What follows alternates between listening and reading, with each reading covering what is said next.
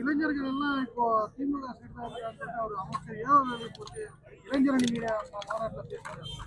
இளைஞர்கள் திமுகவில் இருக்காங்கன்னா அதிக இளைஞர்கள் இதை விட ஒரு பொய்யை வேற யாரும் சொல்ல முடியாது. இளைஞர்கள் பூரா தாவேகா பக்கம் இருக்கிறார்கள் என்பதை நாங்கள் ஒவ்வொரு கூட்டத்திலும் நிரூபித்துக் கொண்டு வருகிறோம். திமுகவில் இருக்கிற இன்றைக்கு வந்திருக்கிற இளைஞர்கள் எல்லாம் 1000 ரூபாய் பேசி அழைத்து வரப்பட்ட இளைஞர்கள். இங்கே வந்திருக்கிற இளைஞர்கள் எல்லாம் தளபதி விஜய்க்காக தன்னுயிரையும் தருவதற்கும் தயாராக இருக்கிற இளைஞர்கள். அதனால இளைஞர்கள் தாவேகாவில் தான் இருக்கிறார். ஒரு மாதத்துக்கு முன்பு விஜய் தற்கூரி என சொல்லிடுறீங்க.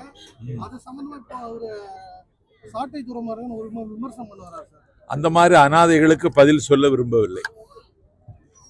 ஐயா இப்போ குறிப்பா வந்து இப்போ வந்து திமுகவையும் பாஜக வந்து குற்றச்சாட்டு, அதிமுகவுக்கு எந்த ஒரு குற்றச்சாட்டும் முன்வைக்கிறார்.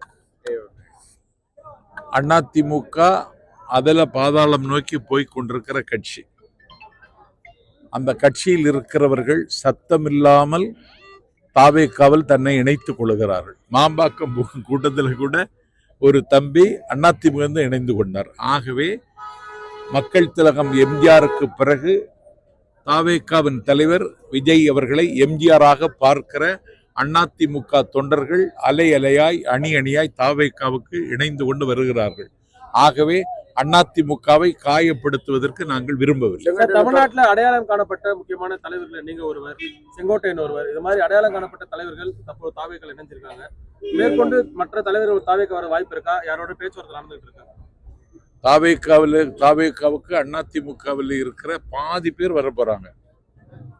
ஐயா இப்போ நீங்க பேச்சாளராக இருக்கிறீங்க, நீங்க எந்த சட்டசபை தொகுதியில நிக்கிறதா உங்களுடைய முடிவு இருக்கா? தொகுதி விருப்பம் தெரிவிச்சிருக்காரு. கூடிய கூட்டத்தை பார்த்த பொழுது ஆற்காடுலயே நிக்கலாம் போல தோணுது.